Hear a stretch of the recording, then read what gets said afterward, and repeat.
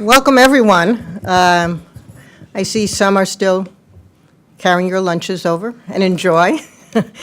I want to welcome you officially to the Capitol Hill briefing on LGBT issues in education being held by the American Educational Research Association. I am Felice Levine, Executive Director of AERA, and really privileged and proud to both preside today and to serve in that role. I could not be more pleased with all of you coming in the dog days of summer of Washington, D.C., to through the Capitol Hill Conference Center to join with us place-based. And now being at the cutting edge of technology, it's really so nice to be able to welcome all of you who are joining us, several hundred of you who are joining us, watching us live online through the web streaming. And that we hope that you will be active participants with us in this session. We are really very pleased that you're here with us for this event. I want to, in particular, to thank Senator Elizabeth Warren and her staff for making today's event possible. It's not so easy to get a place, but it's also not so easy to be sponsored and co-sponsored by someone who's, as a senator, who's exemplified a commitment, as her staff does as well, to research and science. So it is really a pleasure to be able to thank her officially for loaning the support so that we could hold this convening. AERA, for those of you who don't know us by those initials, I'll be using AERA today instead of the longer construction.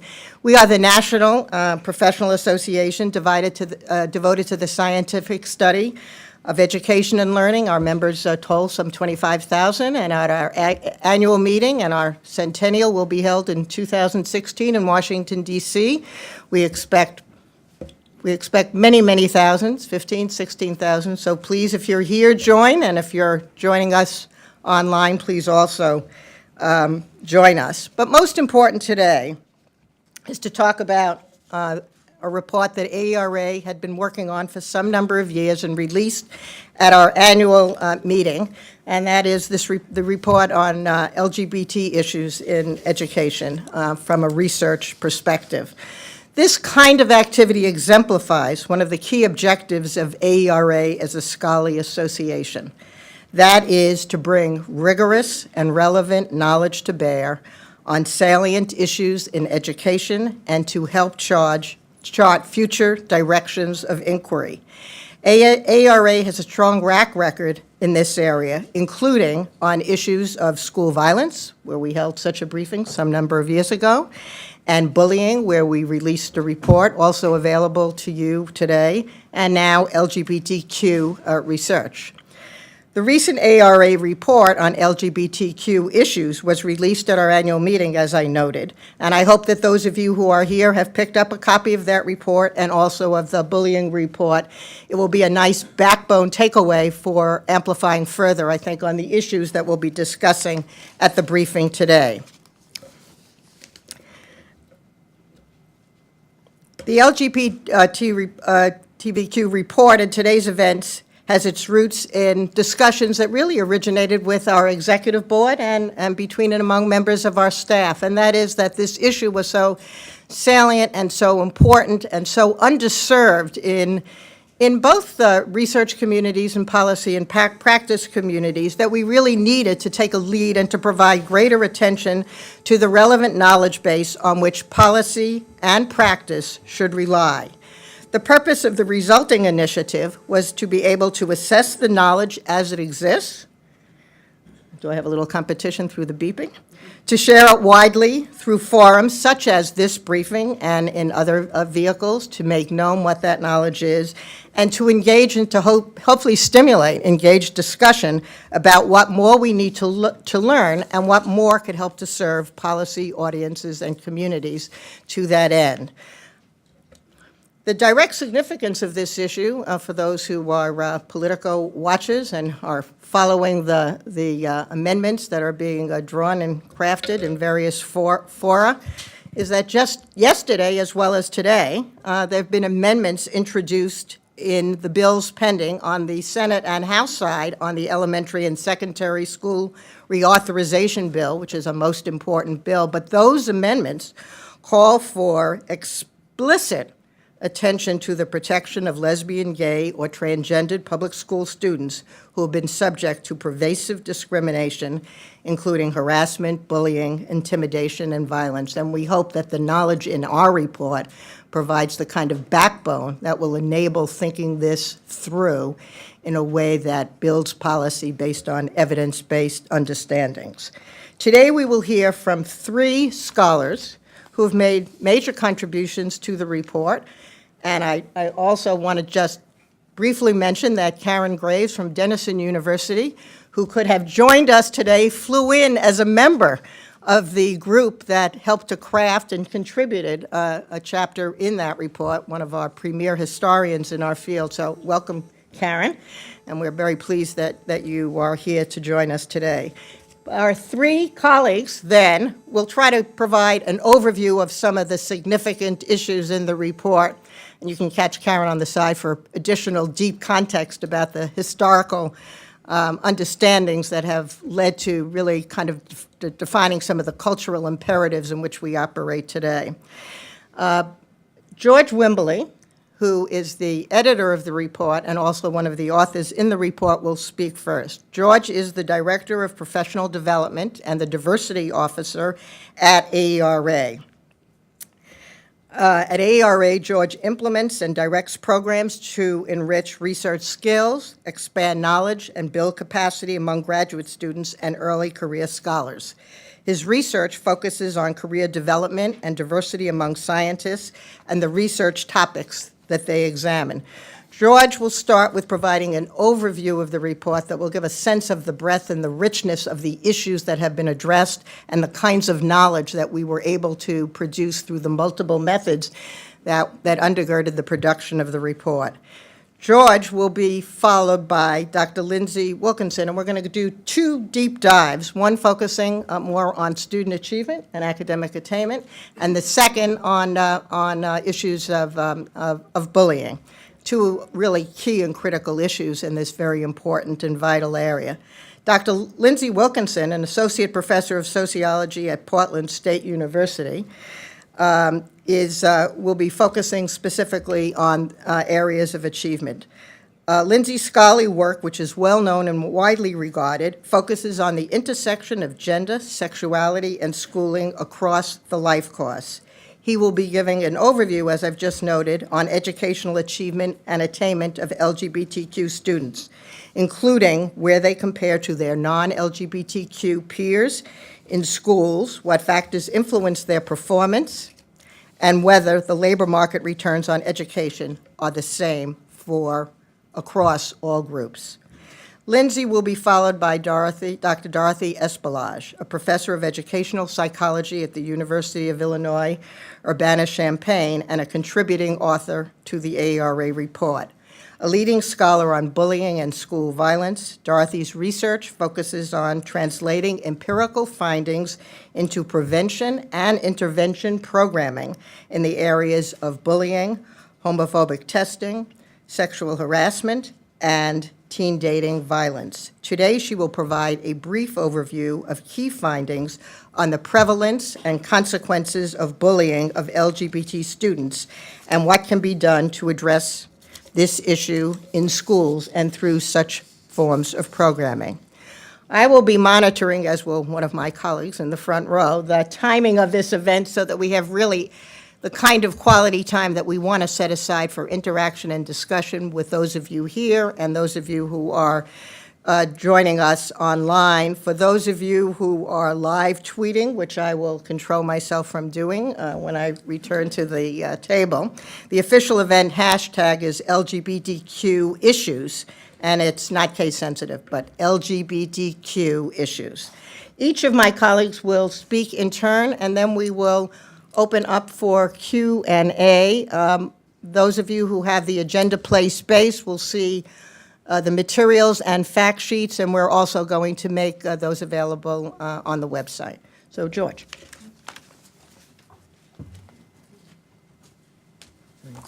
Thank you, Felice.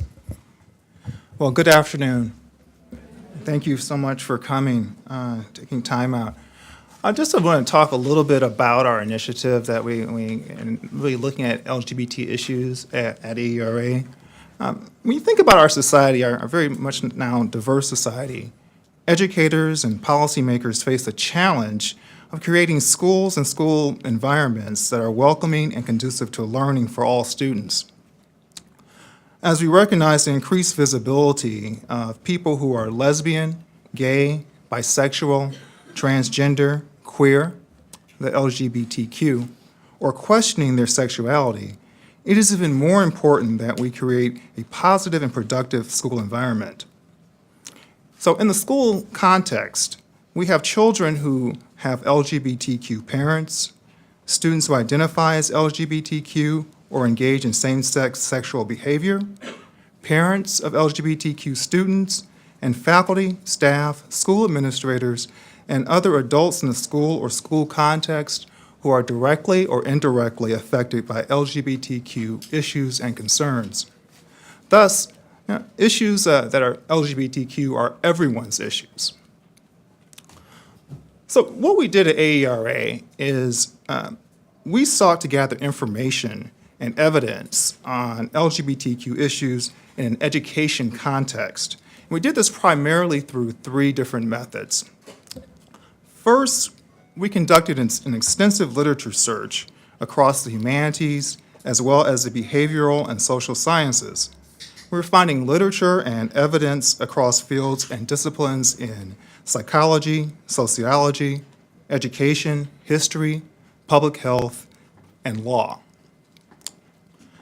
Next, we issued a broad-based call for ideas to the education research community. And this was done through email, through AERA listservs, and other social media. We had probably over 100 researchers and scholars responding and identifying important and salient issues in areas of study that address LGBTQ issues and concerns. This also resulted in over 300 citations of articles, books, reports, and other literature.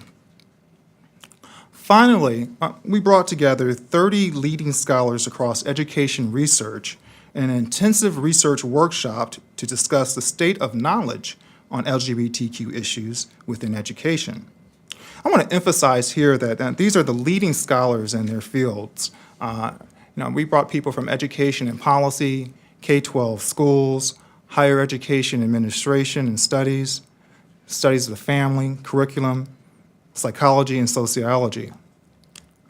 One thing we learned is that although many scholars have, say, written an article or a report or an essay that addresses LGBTQ issues, few have actually developed a research agenda focused around this area. And although there is a wide body of literature, we found minimal empirical studies. Rather, we found a lot of this work was in form of program evaluation, reports, and essays. Nonetheless, there's still a significant body of work that can help us increase our understanding of these issues. So, what do we know?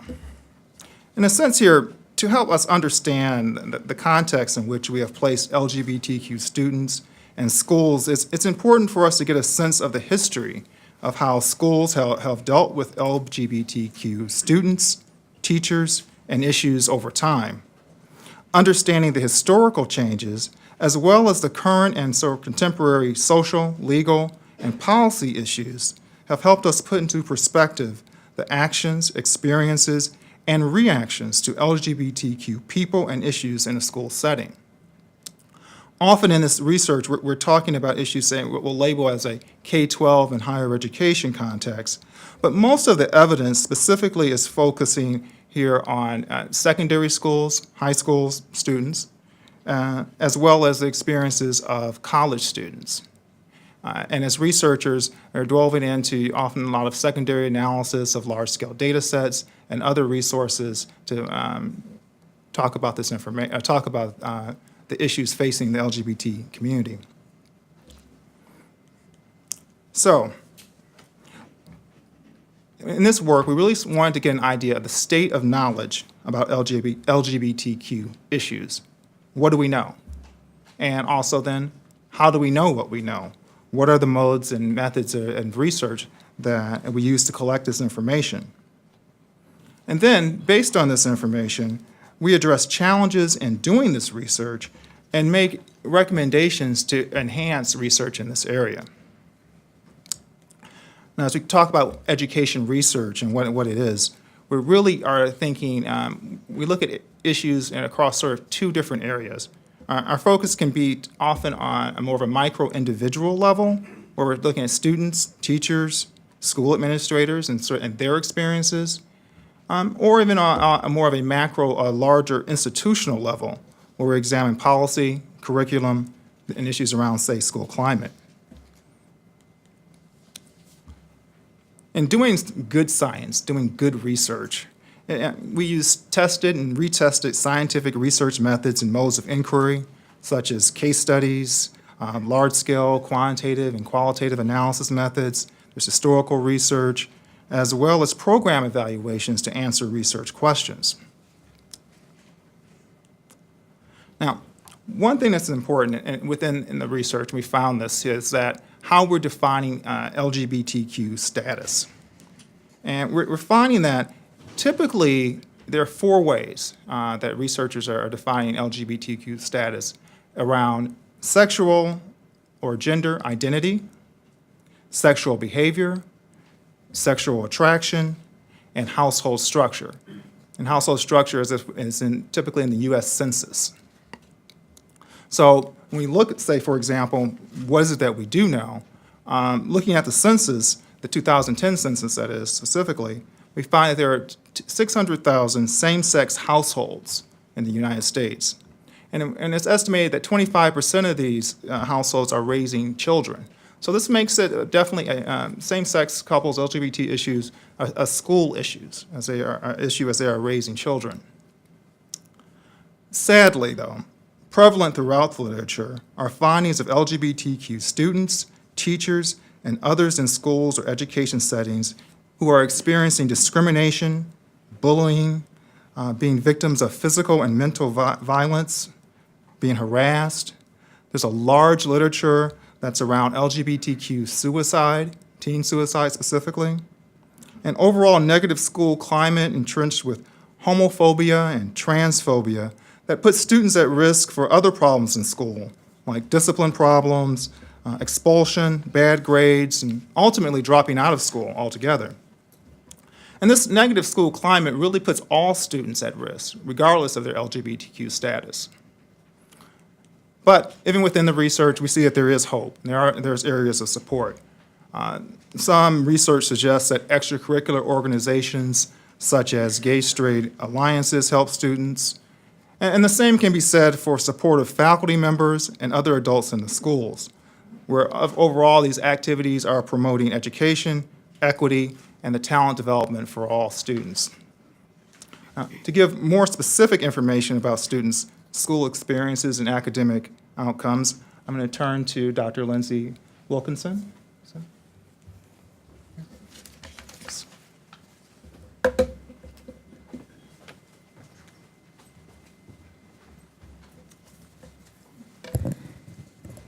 Well, thank you, George. I also wanted to thank you all for coming today. I know you all have choices, so thanks for choosing us today.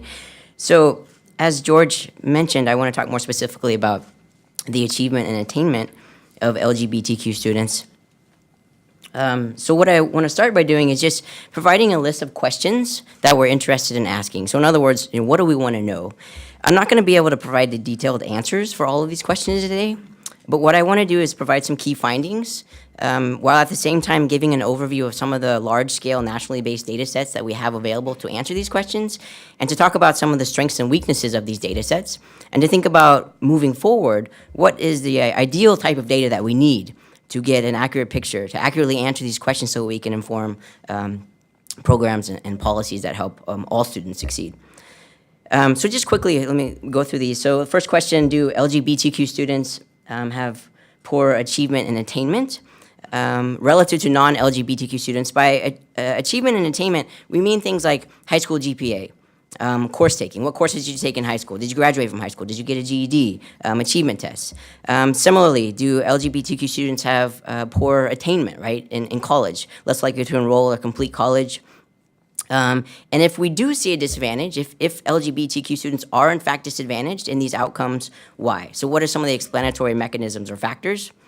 Also, what are some of the school level factors that might shape the achievement and attainment of these students? As George mentioned, as an example, does the school have a gay-straight alliance? Does that help the achievement and attainment of LGBTQ students?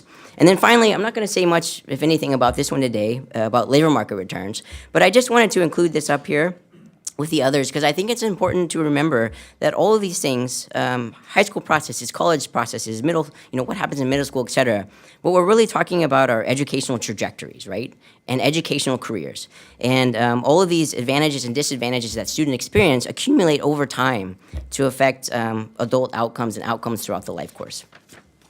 So I just want to turn to a specific example. These are some findings from the Youth Risk Behavioral Surveillance System, which is funded by the CDC.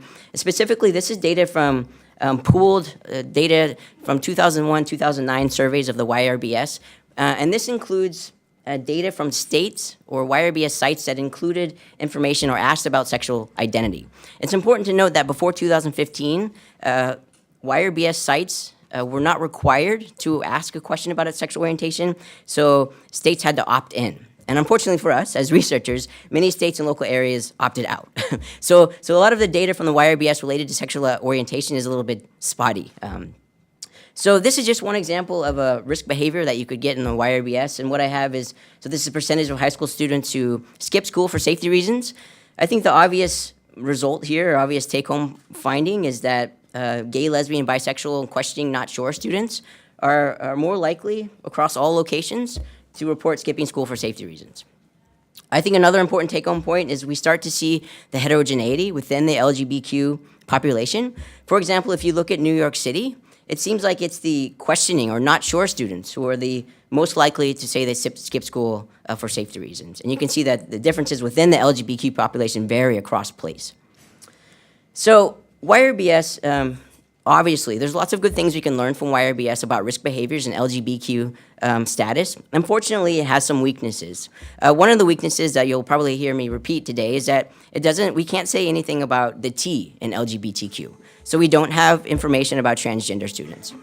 Another problem with the YRBS, given the questions I began with, is that we don't have direct measures of achievement and attainment, right? So it's kind of obvious that things like skipping school would lead to poor achievement and attainment, but we can't directly measure achievement and attainment with the YRBS. So I want to turn to another large-scale national data set. This is GLSEN's National School Climate Survey.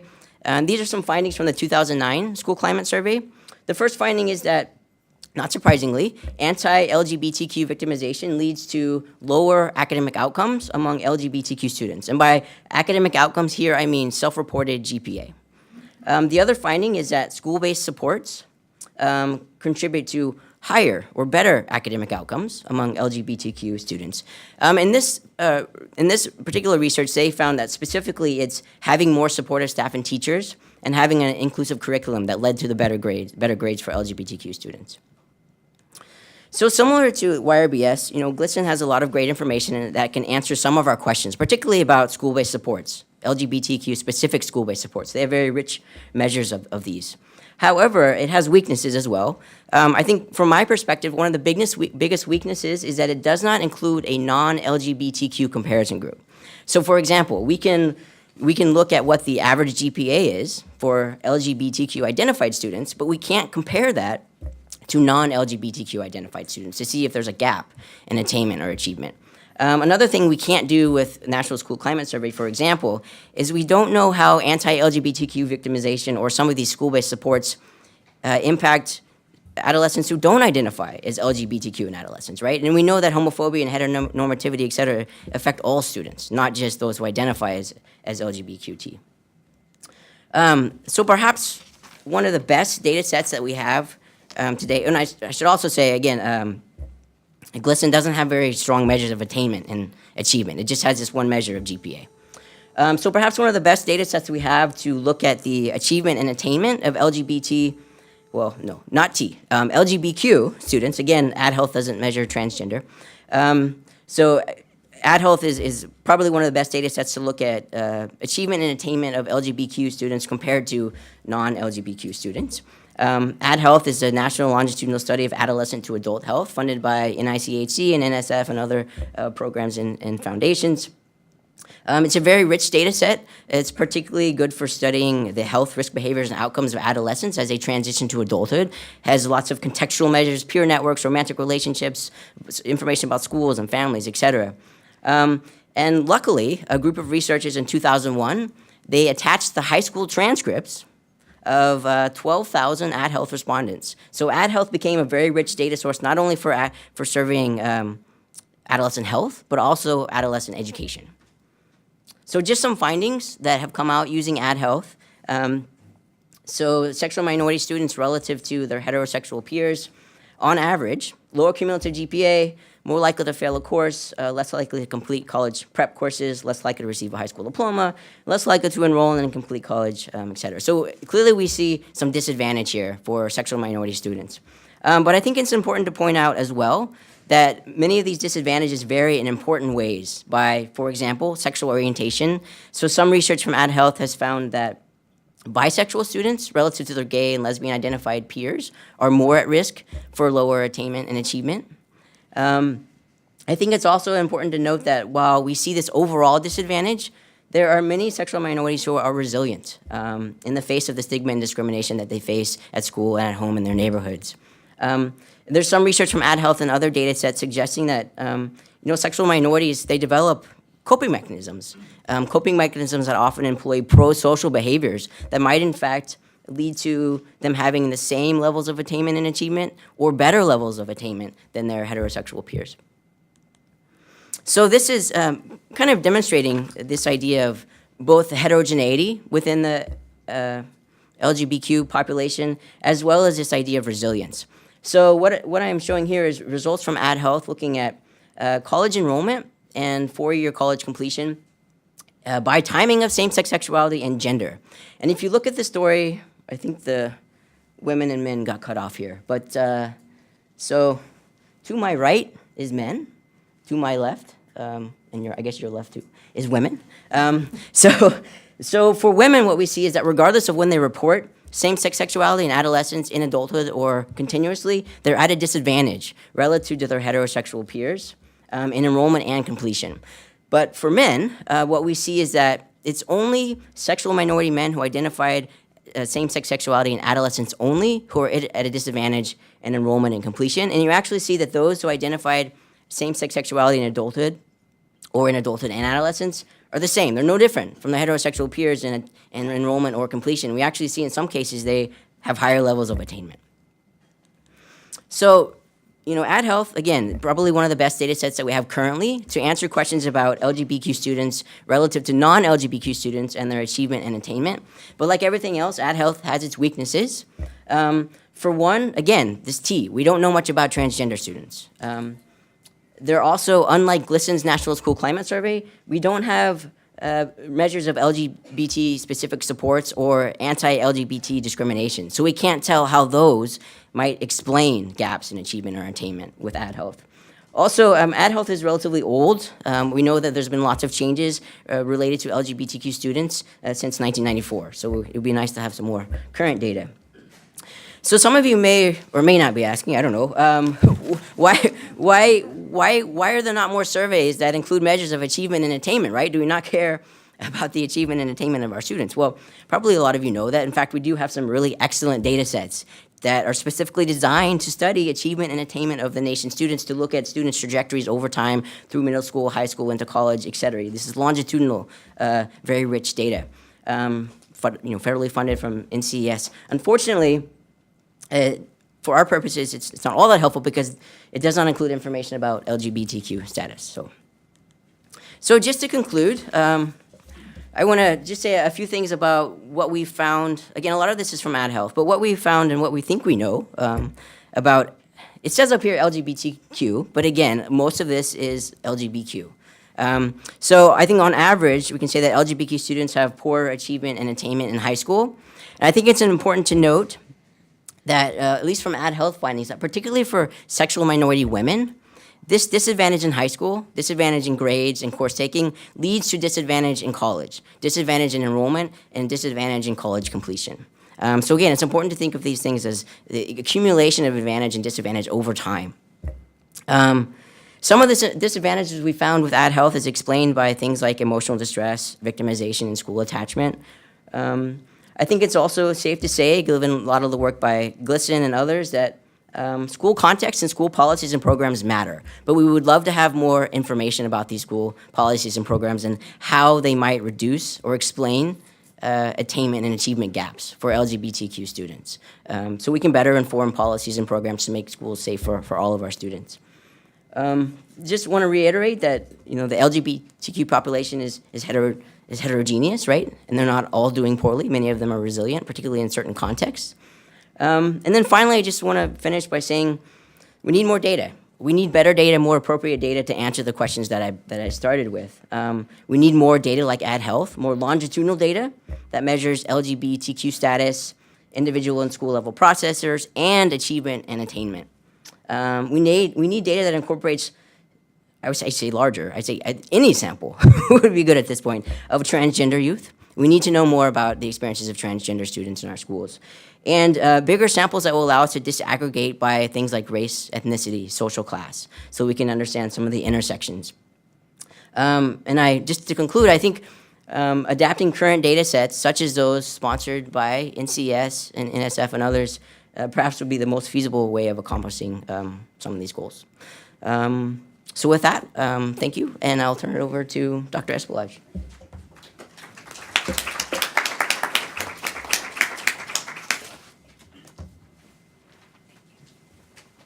Good afternoon. It's with great pleasure that I stand here after 2 decades of studying bullying and trying to call attention to the issues of gender nonconforming and LGBTQ youth. So I'm very excited. This is a highlight of my career.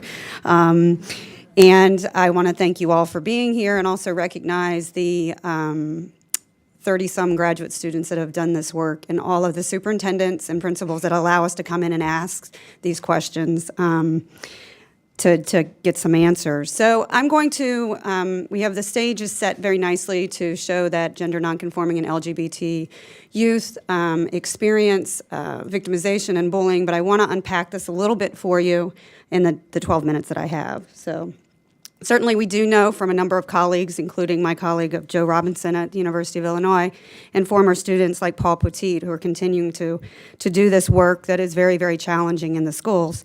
We know that bullying occurs most frequently among LGBT youth in American schools in comparison to those who identify as straight or heterosexual.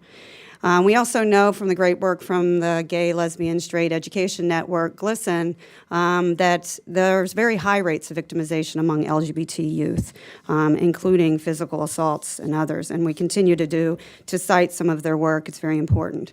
What I want to talk to you about, though, is as I'm out in the field and trying to do large randomized clinical trials to address the victimization among LGBT youth and gender nonconforming youth. As we were doing this work in the early 2000s, we started to hear language of homophobic name-calling and epithets in elementary school children and middle school children. And what we noticed when we looked to the bullying literature is that no one was addressing this. In one of our studies, we actually found that 35 to 50% of bullying in the middle schools we were surveying was homophobic in nature.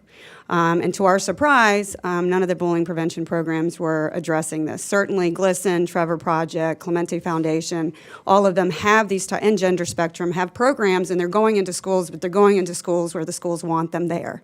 And so if in fact you don't have a progressive, open-minded principal, these things will not be addressed. And in fact, we heard the homophobic language on the part of teachers toward students as well, right? So we know that the large percentage of bullying among middle school students involves the use of homophobic teasing and slurs. And we know that because schools have allowed us to come in and ask kids about this language in large surveys and longitudinal studies. So this isn't a cross-sectional finding, that's an anomaly. It's in most schools, and it takes you about 5 minutes to hear one of these words when you enter a middle school in the United States. unless there's adults that stop that language or kids that intervene to say that they do not engage in that type of language. But the reality is, and we can go back to some of Nan Stein's work early on around sexual harassment and Michael Kimmel's work around this notion that our breeding grounds, our schools are really kind of breeding grounds for this type of victimization. The pervasiveness of anti-gay language in schools suggests that most school environments are hostile to LGBTQ students and create negative climates. But it's not just it's for all youth. This language bothers all children and many adults in the context of the schools. I want to unpack some longitudinal data that we have, again, been very fortunate to be funded by the Centers for Disease Control and National Institutes of Justice that have trusted that we were on to something, that in fact this was a real phenomenon that was happening in our schools. And what we find is that, again, homophobic name-calling is quite prevalent. Again, I'll say that 35 to 50% in some of our schools, the content of bullying is homophobic in nature, right? And are we addressing this? And so point directly to the need for prevention and intervention that targets this language. We also know through causal modeling, and I would have had a big structural equation model here with lots of circles that I was so proud of. But you can just imagine that, and you can certainly look at the fact sheets and read our publications. But we know that youth that engage in bullying in 5th and 6th grade go on, become more nuanced causally to engage in homophobic name-calling toward their peers. Largely within friendship groups, it's the homophobic bantering that we hear, but certainly it is directed toward kids that are gender nonconforming or identify as LGBT. So there's a causal link, and again, great work to show, but it doesn't stop there. This finding just clearly shows that if we're going to reduce bullying among middle school kids, we have to talk about this language and the powerful use of homophobic epithets to put kind of gender nonconforming and LGBT kids into a place in which we're kind of only promoting a heteronormative environment. Bullying prevention programs, and I can say this over and over again, should include a discussion of this language. Unfortunately, if you're developing a bullying prevention program that you want to market to all the schools in the United States of America, any type of risky behaviors like talking about homophobic language or sexual harassment gets taken out, and we have to rely on GLSEN and Trevor Project and other kind of nonprofits to help us with this. But again, we have to have some type of policy, clear enumerated laws that say we have to address this language. Otherwise, schools will opt out, as they have in even basic surveys about this language. But let's take it a step further. Again, longitudinal analysis, so we have kids that engage in high rates of bullying, they go on to engage in homophobic language, and when you create a heteronormative environment, if you deviate from that, what happens? If in fact I'm a target of homophobic language and I need to demonstrate that in fact I'm heterosexual, even if I don't really know what I am, then I'll engage in sexual harassment toward other peers. So we then find in a 5.5-year study that the connection between bullying, homophobic language, then transitions into sexual harassment, and in high school, it turns into teen dating violence perpetration. And so the connection is very, very strong with homophobic language. In the middle school, it affects all of the youth and all of the adults in the building, and it contributes to a negative climate. And certainly we need to think about, we do have legislation that says that we should be talking to kids about sexual harassment. Large part of sexual harassment in middle school is not sexual assault, it's actually unwanted sexual commentary and homophobic language and sexual rumor spreading. And so we should definitely continue to do this type of work, but our longitudinal study is one of the only ones out there to really track this with the younger kids. I want to move on now to, it's not just these individuals, but to think about the peer context. As researchers, we understand that human behavior and human development unfolds in a complicated layer in which we're influenced by, yes, certainly our families, but also the peer group. We've had several papers that have come out, very, really strong social network papers, to say that a lot of this homophobic language and sexual harassment is grounded within the peer group. And so a former graduate student of mine, Michelle Burkett and Paul Petit, and I've published to say that we must think about how it is that we're going to shift this language, the sexual harassment, at the peer level. How do we shift the norm such that peers intervene alongside the adults to say that that is not a type of climate that we want to create? Only one bullying prevention program of the hundreds that are available actually attempt to target or shift peer norms or even mentions LGBTQ bullying. This is a major, major problem. Part of the issue is that our federal government was supporting a program for bullying prevention that we thought was proven, that came from Norway. And I'll speak a little bit more about the fact that we have really kind of ignored this idea of developing prevention programs with American children. So moving on through the ecology, we also need to not only think about individuals and the ways in which our attitudes and our prejudices and our bias contribute to what kids experience in school, and certainly the peer group, which is very, very powerful in middle school. But also let's move to the school climate level. And again, these are complex multi-level analysis that you can read in a number of our publications. But what we found in this large-scale study, this is 36 middle schools, 4,000 kids, and we surveyed 1,500 staff, and we did some complex multi-level analysis and found some very simple, not surprising findings, but very powerful because the kids reported separately from the teachers. So multi-informant, multi-level, 2 states, Illinois and Kansas. When middle school staff, teachers, cafeteria workers, bus drivers report that they have an aggression problem in their schools, the kids tell us separately, we will not intervene to help anyone that's being victimized in the school. Okay, so this clearly addresses that if you have an aggression problem, this bystander intervention kind of craze that we have going on, empower the bystander, is not going to work unless you get your aggression problem under control. More exciting, perhaps, though, is that when the staff and teachers say, yes, we are addressing bullying, yes, we do have youth involved on committees, yes, we do involve parents, the kids bully less, they are victimized less, and they fight less. Again, paying attention to the fact that the kids are watching what we're doing in schools, and if we're attempting to do something, it appears to pay off. Even more exciting, when the teachers and staff agree that there's gender equity and they do not tolerate sexual harassment, right? Just basic, do not tolerate it. The kids report that they engage in less homophobic name-calling, they're less likely to be victimized through homophobic name-calling, they engage in less sexual harassment, perpetration, and victimization. So if we simply just complied with Title IX and train our teachers around sexual harassment and sexual harassment policies, we would see a change in this behavior. So clearly, prevention intervention programs need to address the school climate through teacher trainings and school climate improvement efforts. If it were up to me, bullying prevention would be substituted with school climate improvement process because I think we need to target all levels of the ecology. I would be remiss if I didn't talk to you a little bit about how we're doing as far as preventing bullying, because I think if we're having a challenging time preventing regular kind of garden variety bullying that doesn't involve bias or gender or harassment or sexual harassment, we're going to have a hard time moving the needle on this more complex phenomenon. And so if we looked at the Campbell collaboration, Tofty and Farrington's largest meta-analysis that was conducted in 2011, I'll give you just a short synopsis. In order to reduce victimization in schools, we need to have non-punitive disciplinary methods. We need to involve parents. Use of videos, teaching teachers to do cooperative group work with kids, and it appears from this meta-analysis programs that were effective in reducing victimization needed to be longer and intense.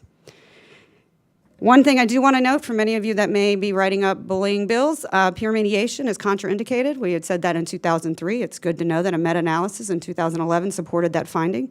Putting kids, if in fact it's a real bullying situation, putting the perpetrator and a victim in a room to mediate, it actually makes the victimization worse. What about bullying perpetration? As you'll see, this list is quite long in the bully perpetration, in that to reduce perpetration, we need to have parent training meetings, improved playground supervision, non-punitive disciplinary methods, classroom management and classroom rules, teacher training, whole school anti-bullying policy, cooperative group work, and a lot of these elements over time. So if any of you are like me that works with schools, can you imagine going in and asking for all of that, right? When in fact, if I could just get them to do a 50-minute social emotional learning lesson, I would be a happy happy researcher. We do know from this meta-analysis, though, and I want you to listen to this very carefully, these programs and the reductions they found of 10 to 30%, this did not happen in the United States and Canada. When you think about these proven programs, they're programs outside of the United States. We need to develop or evaluate programs that have been developed with American children, as opposed to that are really complex, right? I mean, I live in the state of Illinois. Chicago looks very different than downstate Illinois, and context matters, right? And so we need to think about rural, urban, and suburban context. In addition, none of these studies or programs evaluated addressed homophobic name calling, assessed even LGBTQ. So we need to do more work to see how these programs need to be expanded to address gender-based harassment.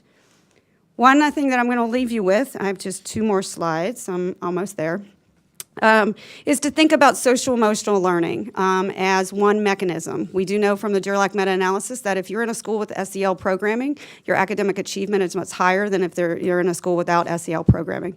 And we have been successful in our middle school trials of Second Step, developed by a Committee for Children for Social-Emotional Learning, and have found that over time, when implemented with fidelity, we have reduced homophobic name-calling, sexual harassment, and bullying, especially if there's real strong fidelity.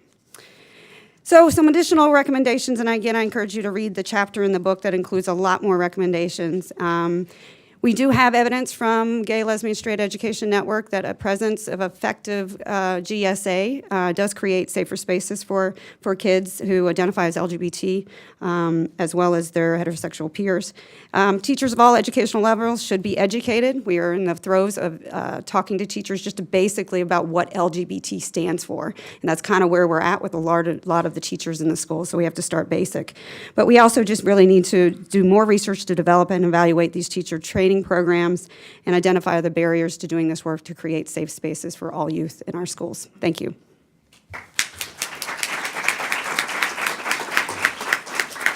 George? Okay. In your packets and in the book, we make several recommendations for research and for policy. I just really want to focus only on one recommendation here, and that's enhancing the content of education research on LGBTQ issues. Right? One of the things is, what more can we know? What more can we do here? How can we and build on this? A collaboration between schools and researchers is something that can really, I think, can help give us more information, help enhance this research. We're at a time now with enhanced visibility and status of LGBT issues and people. We have this unique chance here to develop new programs and implement new programs, new policies at the school level, new initiatives that address LGBTQ people, that's students, teachers, faculty, school administrators, and others in the education context.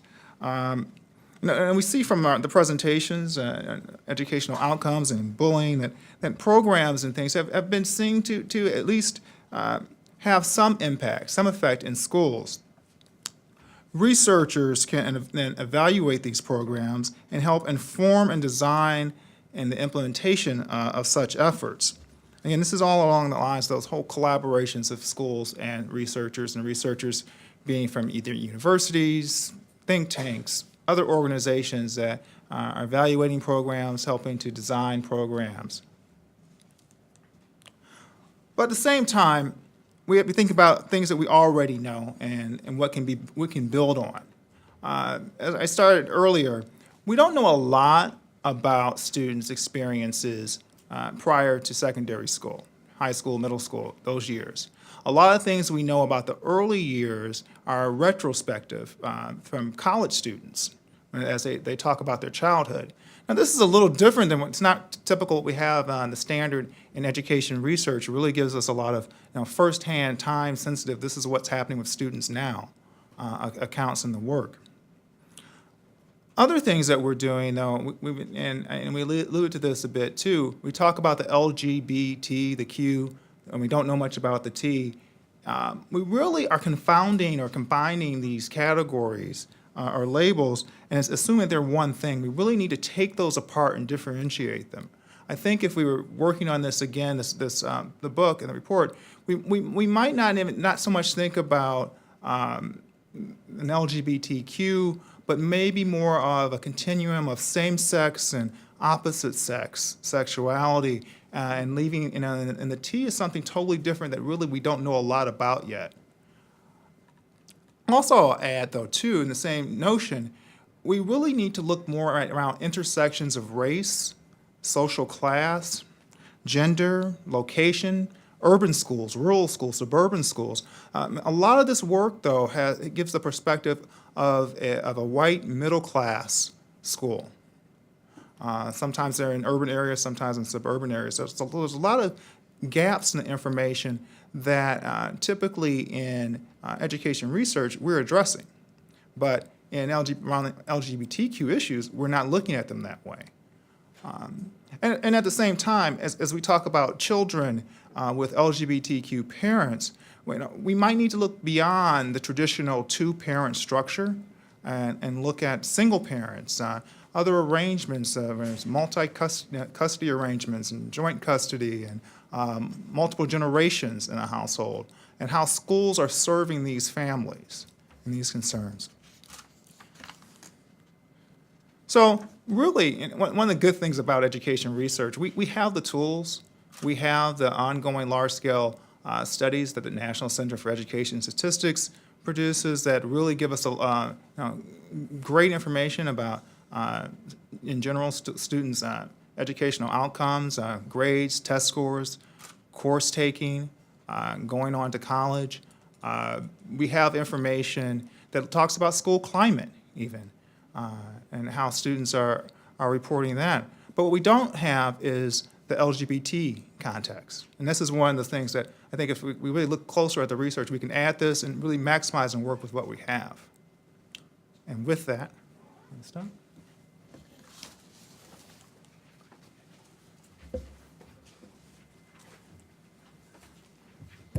So I'm going to open it up for questions, comments. Yeah, and we're going to pass the walking mic so that we can have this recorded. Go ahead, Drew. And if you would just stand and say who you introduce yourself, stand up and. Sure. My name's Tim M. West. I lead Teach for America's LGBTQ community initiative. And I'm also in recommendations. I'm wondering, how do we enact recommendations in states, regions, and districts with anti-gay policies or legislation? We need to pass CINDA and SSIA. And also, how do we hold the more seemingly progressive regions accountable for enforcing policies that are created to advance safer classroom? I did a lot of work in Chicago, great policies on the books, not being enforced. So it's not just about creating and changing the policies, but like, how do we hold these districts accountable? One of my colleagues want to pick that up? Working in Chicago, I'm very familiar with the policies, and it's really a struggle for us in that large district to see any type of compliance. I can tell you that it varies from school to school. We're in 22 schools in the South Side now and doing this gender-enhanced social-emotional learning, and the teachers have been really receptive, but they have a supportive network person, right? So the leadership really is driving this. I think in smaller districts, I think you can track compliance, but it really rests with the leadership and partnering and building relationships.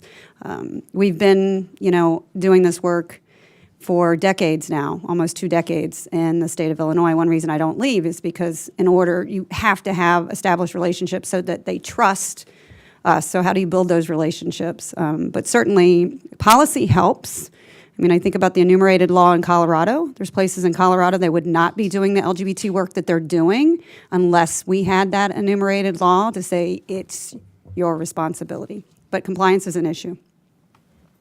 And, that's always an issue with the interaction between law and social change in general. I mean, that there's you can have the formal rules, and then you need to work block by block to develop a culture of change. And we see this, sort of across underserved issues, and it's a very meritorious what you're engaged in. Mm-hmm. And we need to ensure that we at least have enough of the policy and enough of the data and the information to help create the culture of change. I would say, and I think doing that in that kind of participatory way that I think George was implying, and that we need to work with schools and with school districts, not only with those that are most ripe, because those are our the fellow travelers, but also with the less fellow travelers. Start working with parent groups and trying to engage them in why it is these policies have shifted and how they affect the everyday lives of grandchildren, aunts, uncles, and people we know. So, I'm going to also add to that I think that we need to think about it about this type of training and understanding these policies before we put teachers in schools, right? So I'm in a college of education. We should be talking to pre-service teachers about this. This should be part of the curriculum, but the curriculum is so packed, right? So because everybody wants their favored thing in there. So I think we need to think about that. Your Teach for America, that's beautiful. We need to make sure that our administrators, we have principals in this country that don't even study adolescent development, right? And they don't even understand the policy. So I think that we need to think about at all levels prior to putting a policy in place in a big district and then wonder why folks on the ground don't even know their policy.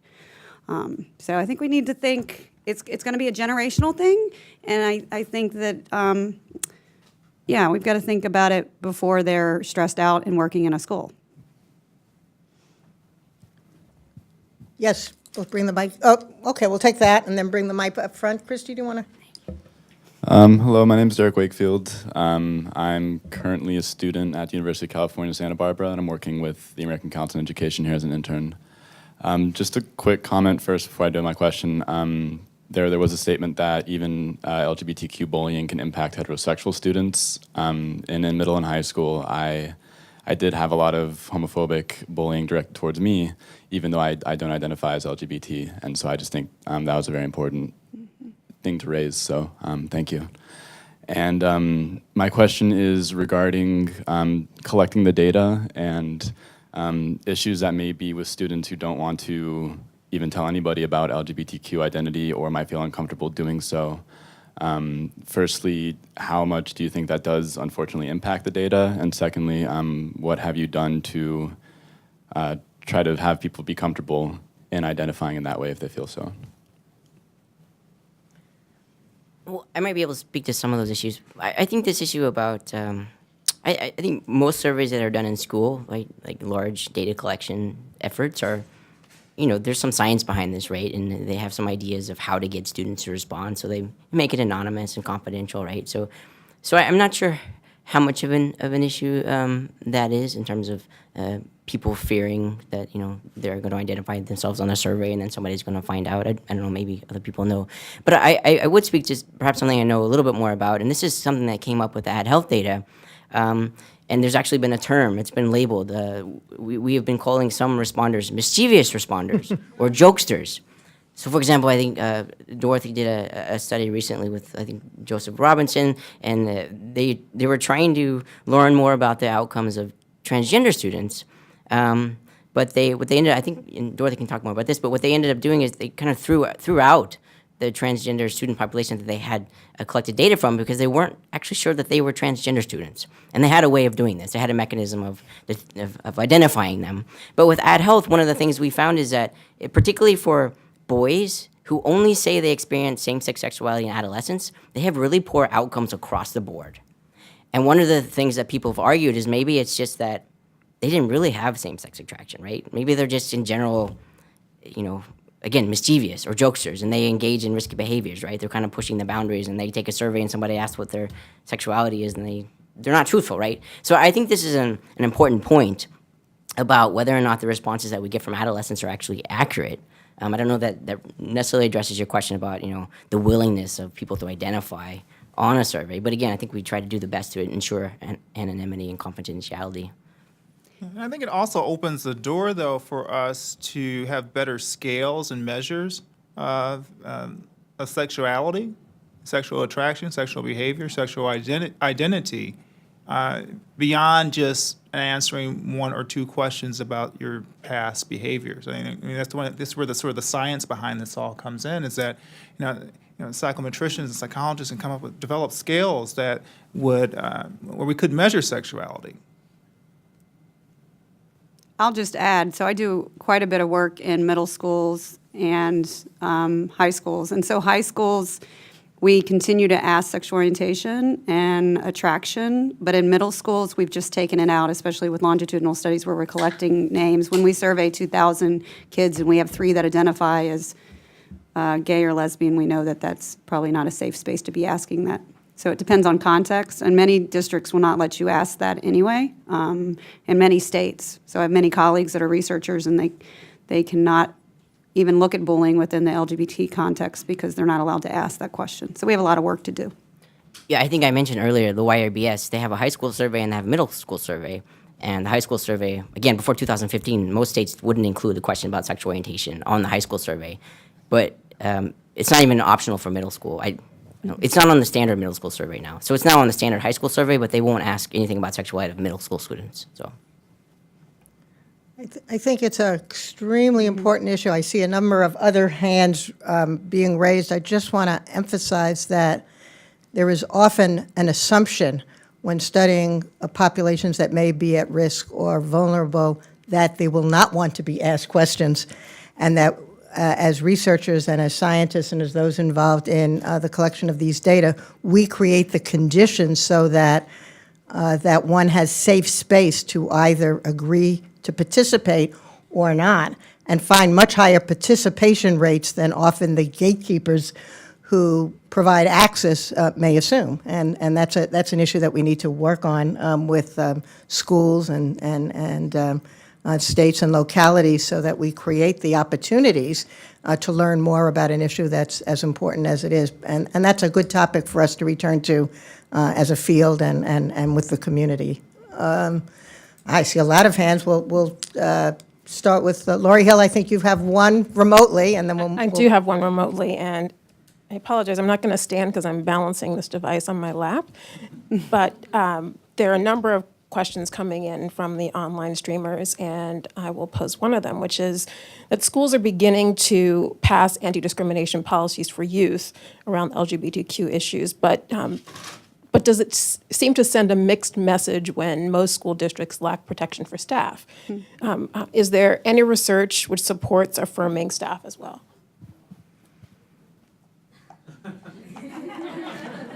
I'm looking at Karen. Yeah.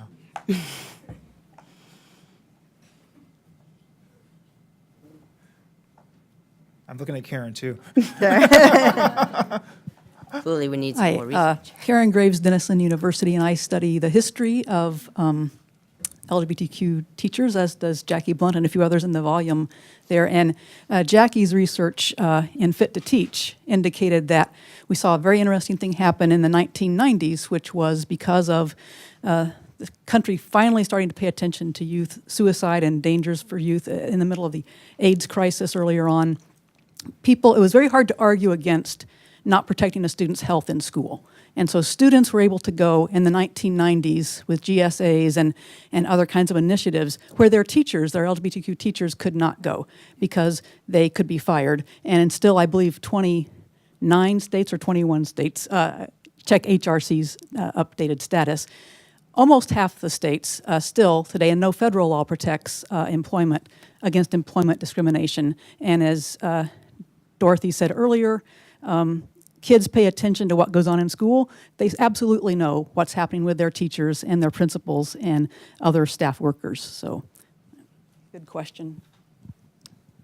And so these studies, although we focused on the students, the issue is really to understand education as a system that affects educators, those who intersect with educational policies and practices, and students. Obviously, the long-term purpose of an educational system is about students, but there are many players who are affected with a diverse set of identifications, and we need in our research to be sensitive to them all. I think we had two hands here. Drew, let's take the... Hi, my name is Mel Kuttner. I'm from the American Institutes for Research. My question today is about the intersection of students with disabilities and the LGBTQ population. Two sort of branches of that is I'm wondering if there's been done any research about the use of UDL, Universal for Design Learning curriculum, and if its impact, its use with gender and sexuality in sort of a social emotional context, if that's been done anywhere, and the possible impact, as well as the any research done about the over-identification of students who are LGBTQ as having emotional or behavioral disabilities. Yeah, so I do work in bullying and victimization with students with disabilities, and we do look at their outcomes in our middle school trial for social emotional learning, and we do reduce bullying, but we do not have the intersection with LGBT or gender nonconforming. at this point. There's very little literature at all in large-scale studies looking at students with disabilities and social-emotional learning, and none of them that I know of, and I was just writing a paper, so I'm pretty sure I'm up on the literature, assess that intersection. I think it's a good one. We have issues just with trusting our disability labels that we get from districts. Like, that's a whole nother issue, because some of our districts, they have 2 autistic children, right? So that's going to be an issue as well, but it's certainly, did you want to make a comment? I would like yes. to comment to that. And also, thank you for what you're all doing. I'm Brenda Wilkes, and I appreciate the question that you asked. I'm an assistant superintendent at Arlington Public Schools in Virginia, and we are implementing RTI, response to intervention.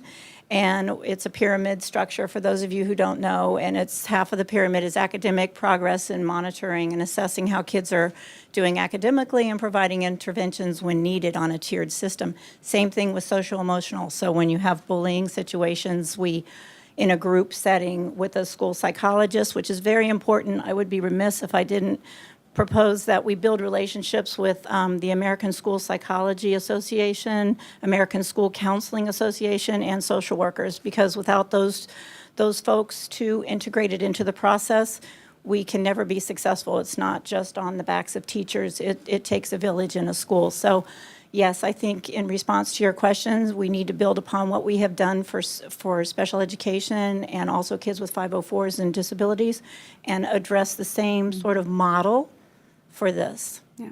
Excellent, thank you. And thanks for recognizing, I use the term educators, but we really need to be sensitive to the significant role that a host of professional groups play in the process, and work with all of them.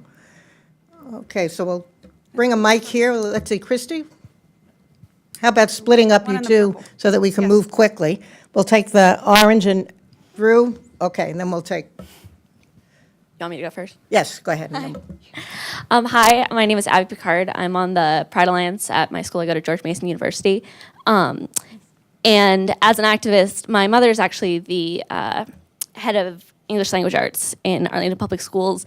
And there's currently an initiative for diverse books, specifically for those intersections that we've been talking about: race, disability, LGBTQ status. And I'm just wondering, looking at that, because I know I'm constantly bugging her about it, looking at curriculum and how it plays in to acceptance of LGBTQ students, specifically because as someone on Pride Alliance at my school, everybody I talk to, if they do have knowledge about the LGBTQ community through their school, it's always through sex ed. Very rarely it's through anti-bullying and social emotional learning. So I'm just wondering about if there's evidence shown there that having characters in books, having discussions about LGBTQ issues, specifically in the curriculum, has an effect on acceptance in the greater school environment. Right. I'll just, one of the findings I did present, and maybe this is what you're responding to, because I specifically talked about how LGBTQ inclusive curriculum affected LGBTQ identified students and not non-LGBTQ identified students. So again, that's one of the weaknesses of the National School Climate Survey, right? We don't know how these things affect non-LGBTQ identified students. But I think maybe others know, I think perhaps Stephen Russell is doing some work on how some of these, LGBTQ specific policies and programs, for example, inclusive curriculum, how they affect the heterosexual students, right? And how they affect the overall climate, and whether or not they reduce, negative attitudes towards LGBTQ students among heterosexual students. So I don't have a conclusive answer for you, but I do think the research is being done, and maybe others know, but I think Stephen Russell is doing something related to this. I don't know if you... Yeah, I would add, and I hope I don't say his name wrong, Mark Hotzenbuehler out of New York is starting to look at all of those kinds of questions of GSA, even looking at the extent to which policies at the state level are impacting rates of bullying and victimization and school climate. So, Hotzenbuehler. Okay. Hello, my name is Liam Arney. I am a public policy intern with GLSEN. And I was curious about what you all could say about the effects of athletic and sports environments within schools and homophobic and transphobic bullying. I know as a queer student growing up in those environments, that was the most toxic environment in regards to homophobia and transphobia. And even with, I think someone mentioned earlier, a teacher and coach would use very homophobic, transphobic, Islamophobic, and racist rhetoric toward the students. So I was wondering if anybody could speak to that. Well, I'll just say quickly, a colleague and I, Jennifer Pearson, we did a study using Ad Health, and another strength of Ad Health is you're able to measure some school contextual variables, so you can aggregate student responses at the school level. So one of the things we did is we looked at the proportion of boys who play football in the school, and we kind of used that as a measure of heteronormativity, kind of as you were suggesting. We also looked at religious attendance and rural versus urban, suburban. But we did find that in schools where more boys participated in football, that the achievement gap between sexual minority students and non-sexual minority students was smaller. I think the chapter in the book, Chapter 7, talks a little bit more in details about that finding, but I do think, yes, I agree with you. And I think more research, I think we talk a lot about these specific policies, like these specific LGBTQ policies like GSAs and inclusive curriculum, but I think we really need to get at this bigger issue of climate, right? And what does a heteronormative or homophobic school look like, and how did it get that way? Because I don't necessarily think, I think, yes, it helps, right? Having a GSA, et cetera, helps.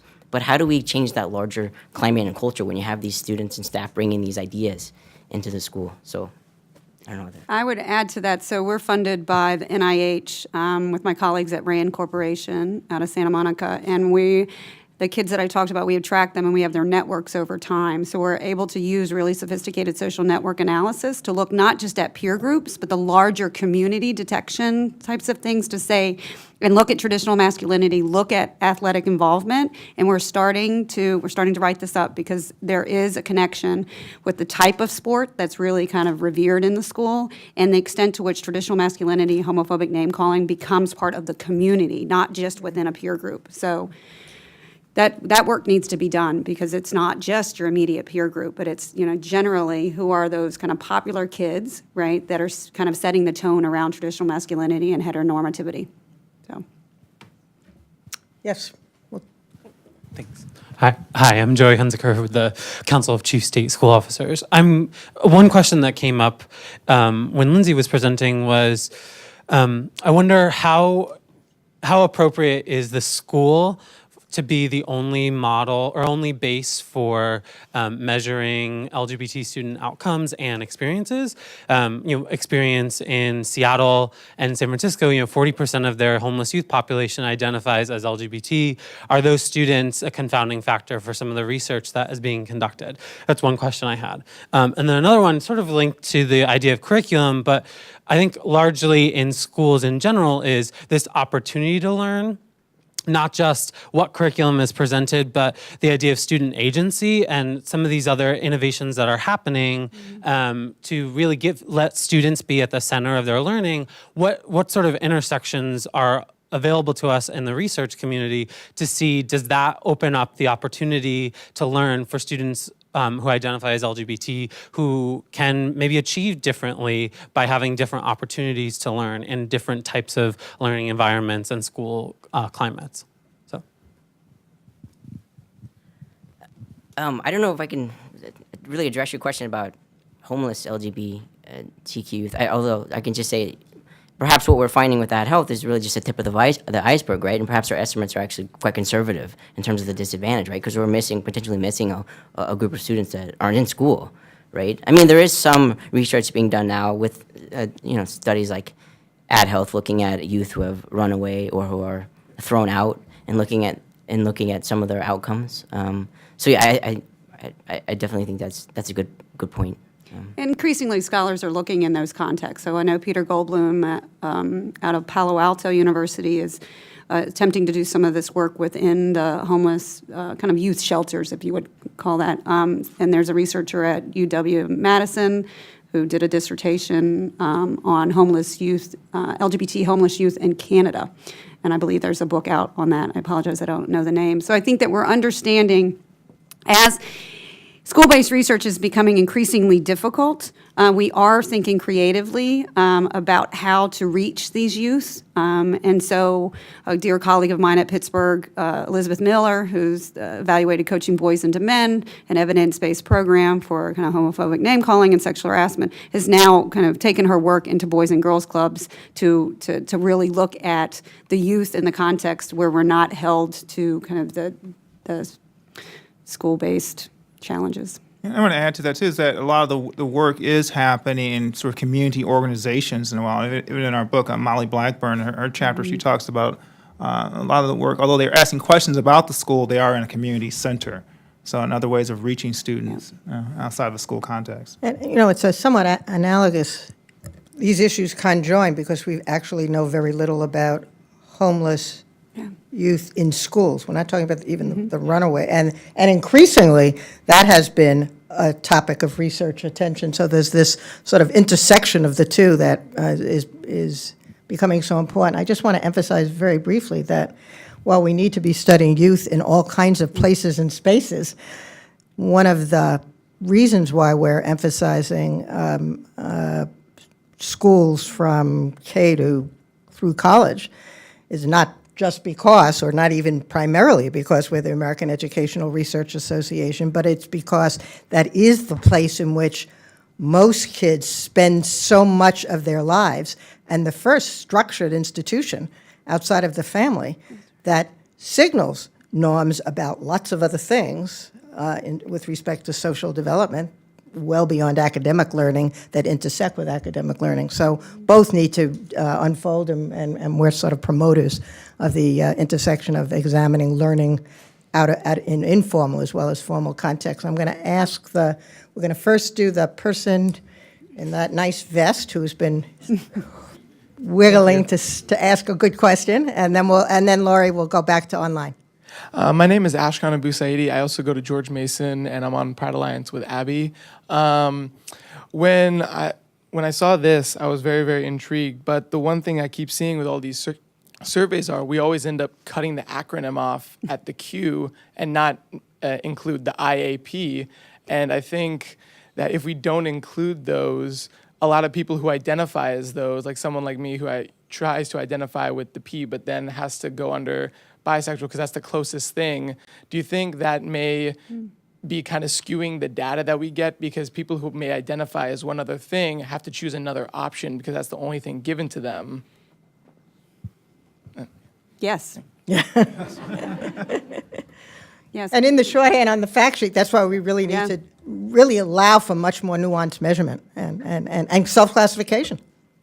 Well, Lisa, I wanted to go back to you had a second question that we didn't address, and I'll just say it quickly. So what I heard in your question was, where's the youth, right, in some of this programming? And we did just publish a meta-analysis, a colleague of mine, David Yeager at Texas, Austin, a meta-analysis that actually showed that the bullying prevention programs essentially worked really well, modest effect sizes up until 7th grade, and then it dropped. Effect sizes dropped almost to 0 by 8th, and it was negative in high school.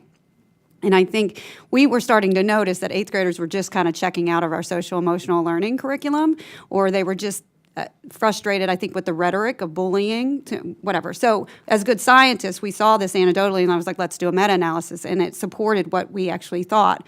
And in the discussion of that manuscript, we said very clearly to federal government and states, stop mandating bullying prevention at the high school until we figure out what type of messaging. And we can look at, health promotion among adolescents, and the message has to be very different for a high schooler versus a 6th or 7th grader, right? They're just different. If you spend any time in schools, high schoolers are not going to respond to a reward system like PBIS. So I think you're on to something. And we're thinking more about restorative circles, we're thinking more about restorative justice, and we're thinking really about supervised youth-led programming. Laurie. Another question from our live streamers. So often in the bullying discourse, the focus is on victimization, specifically name calling and physical aggression. The question is, what strategies are possible in schools to begin moving the conversation to gender construction and the ways in which schools are complicit in reinforcing rigid gender roles and expectations? So I'll take that.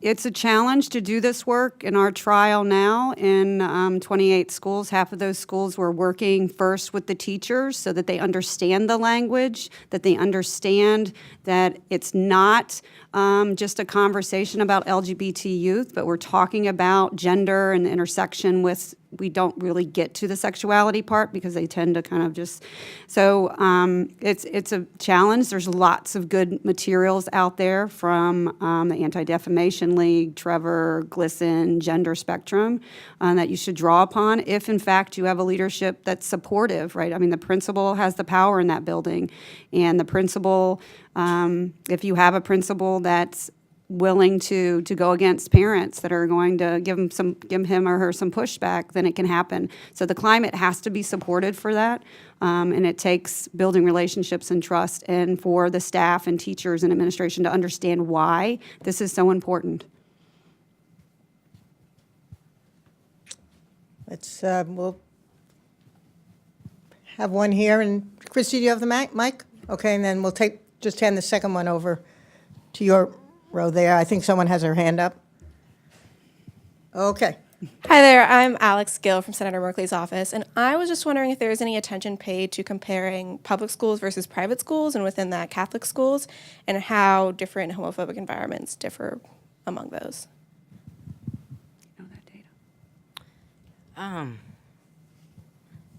data? Not that I know of. I automatically think about Ad Health because Ad Health does have information about Catholic schools and private and public schools. There just aren't very many in the sample. I mean, this is an issue that comes up a lot whenever we study LGBTQ issues, is sample size, right? Because we already have such a small sample to begin with of adolescents who are identifying, and it kind of depends on the question, right? And some questions, for example, if you ask about same-sex attraction, you get more adolescents who will report it. But if you ask about, I think Dorothy mentioned, if you ask adolescents to identify as, do you identify as LGBTQ, many of them at that stage in life developmentally don't know yet, right? So you might get a much smaller sample size. So kind of getting off of your question, but I think the answer is I don't know. It's probably something we could potentially look at, but again, it might be really difficult to do the analysis because the samples are so small, and many of our data sets that have information about private, public, or Catholic, we just wouldn't have the sample size to do that. So most of the stuff that we've done related to school context has been distinguishing between rural and urban and suburban, and not surprisingly, we find interesting findings. There tends to be some lower achievement and attainment for LGBTQ students in rural schools. So I don't know if anybody else knows much about Catholic schools. It just speaks to some of the challenges we talk about in doing this research. Not only gaining access and asking the questions, and that getting into a school where you have to be respectful of the school's wishes and their time and things too. And what's going to be offensive to a certain community? Because we're talking about LGBT issues, but issues around sex and sexuality, birth control, anything, just those are such sensitive areas, and schools are often reluctant. And even in very progressive communities, schools are reluctant to allow researchers in to ask those questions. Well, I think we had one mic out over here. Yes. Hello, my name is Haley Broder. I'm a student at UC Berkeley, and I have filed multiple federal complaints against Berkeley for the way they handle sexual assault through Title IX. And I was just wondering about the way that you've seen through your research, the way schools are handling Title IX. You mentioned it a little bit, but through your research, how are they addressing it through administration in those ways? And have the people been using Title IX through legislation to move this policy forward right now, or have you not been seeing that as much? I mean, I think that there's a number of districts and states that where parents are using Title IX to try to get some movement. The districts I work in, and I teach the teachers in these districts, they don't know their policy. And one of the assignments I give for some of the pre-service teachers and the master's level teachers is for them to go find it. In the training we're doing now, we train the teachers and the staff in those schools on the district policy, but they're not aware of it. Again, this gets back to this idea that you can have this policy. You only become aware of it when there is a lawsuit filed, or right?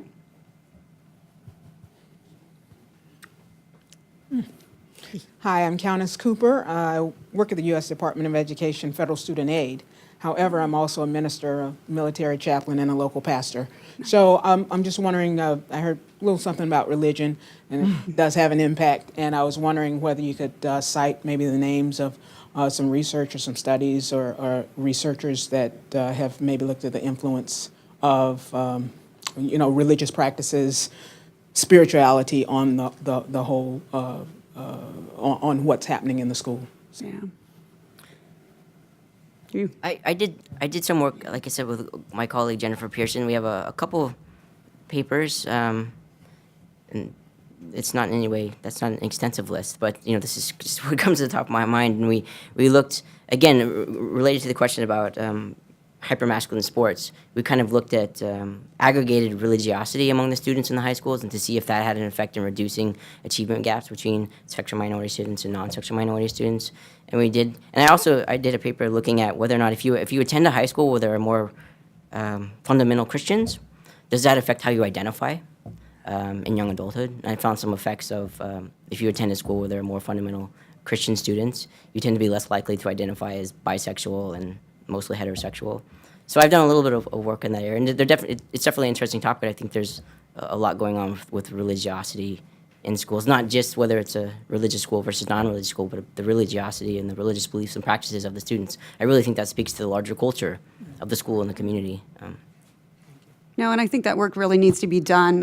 Where we did get some pushback in training some of the teachers in Chicago Public Schools was that the conflict with their religion and what they were required to do based on district policy. And we tried to create a safe space to have that conversation, but it's a challenge. And we're writing those process notes up so that maybe people in the field can talk about the best way to kind of address that. Excellent question. Hi, Sam Chasen. I work on LGBT policy for Congressman Langevin. I was just wondering if, thank you for the resources and for speaking today. I enjoyed it very much. I was wondering if there's any particular federal legislation or maybe just more broadly what that you'd like to highlight, or more broadly what folks up there see as federal initiatives that would make sense to address this, address issues that we discussed today. Well, to me, I'll just say as a researcher, I'm less on the policy side, but as a researcher, I just need to reiterate that, all of you have some really excellent questions, right? That we really would like to have the answers to. We just don't have the data to answer them, and a lot of this, as George was suggesting, is reluctance by schools to let us in to do the research, reluctance by federal agencies to include these questions on surveys. There's some politics involved, and I just think in general there's a fear of asking kids about sexuality and gender or talking about it. So as a researcher, that's what I would like, just more data. And creating, I think, the policy conditions that would allow for it. I think the question, is really an excellent one. And earlier in the introduction, I made reference to two amendments, one on the House and one on the Senate side, being proposed with respect to creating more supportive conditions for students as part of a reauthorized ESEA.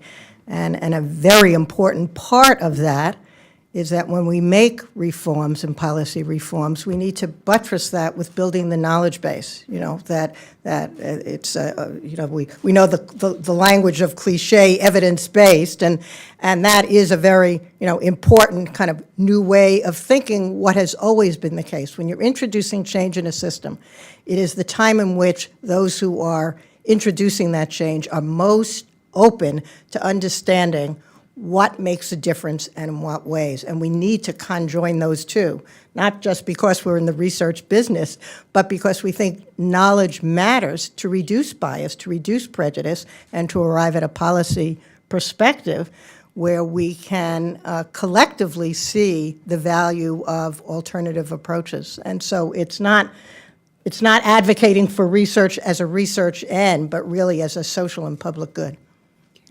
Karen. I would just add, I think it's quite within the realm of the legislature to I think it's quite within the realm of the legislature to put forward a non-discrimination jobs bill that would encompass all school workers. I'd also like to, as a researcher, I'd like to see some requests for proposals, RFPs, that mandate certain variables be collected in the data sets, including the demographic around LGBT identification. In addition, some of these other outcomes that are so salient in middle school of sexual harassment and homophobic name-calling. It's amazing to me that we can give folks federal money and they're not collecting the data around and the outcomes that are very, very salient and are on the basic research. So I'd like to see some of those specific things noted in RFPs. And certainly, National Institutes of Justice has done this around teen dating violence, even mandating specific measurements to be used. So I think that we need to be much more specific. If you require that, then you'll get more sensitive proposals. But from a legislative point of view, there needs to be a supportive climb for federal research agencies seeing this as worthwhile and integral to their missions, including the federal statistical agencies. Excellent. I think I'm being flashed those moments of time that I said, but the chair should have a pass, but I think we don't as we're coming up on 1:30. So I think, really, without, I could throw my formal kind of ending aside, because I think we've created here exactly what we wanted to do.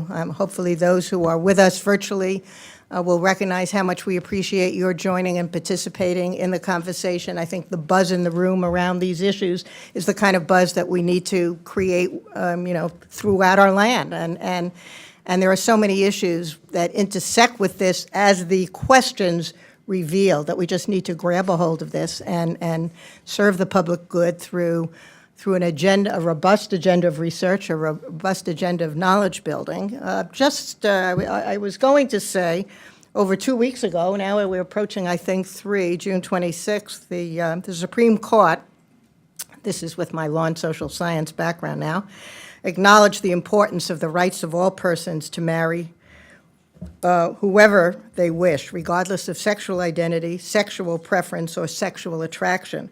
The decision reflected a long and hard-fought effort to legitimize social change through legal change. Such transformations took knowledge. And today, if I can just make that link, we're really saying that there's a significant social institution with an opportunity, whether it's at the elementary, the secondary, or the post-secondary levels, that we have an opportunity. Kids are in schools, teachers and other professionals are in schools. We have an opportunity to view that as a context, to do better, to educate better, and that we need to buttress that with the knowledge base that will allow us to do so. So I'm going to give us, I sometimes end with my own email, but I'm a little bit concerned about the online. So edresearch at AERA.net for any other questions. We are all available to you. Everyone who participated in this project would be as well. We want to continue the conversation. The webcast itself will be posted. The fact sheets are also about to be posted, or perhaps are already. And when you don't see what you want to know that we want to know that as well. And we'll try to ferret out and triangulate the kind of information that can help you in your work.